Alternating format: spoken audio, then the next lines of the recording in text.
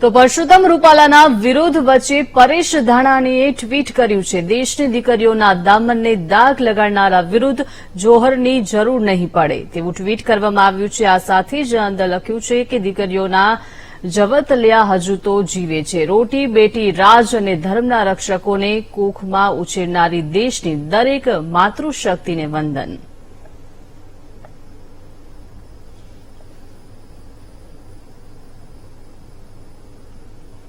તો પરસોત્તમ રૂપાલાનું નામ લીધા વિના તેઓએ પ્રહાર કર્યા છે।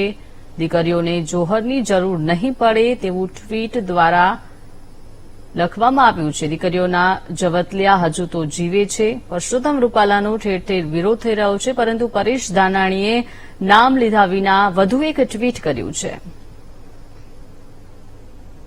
મારી બહેનો, આ તમારા દામન ઉપર દાગ લગાડનારા લોકો સામે તમારે જોહર કરવાની જરૂરત નથી। હજી જવતલિયાઓ ઘણાય જીવી રહ્યા છે। તમે મુંજાવમાં મને સંપૂર્ણ વિશ્વાસ છે કે આ સ્વાભિમાનની લડાઈમાં શક્તિનો વિજય થાય અને આપણે સૌ આ સ્વાભિમાનની લડાઈને આગળ ધપાવવાનો આજ સંકલ્પ કરીએ।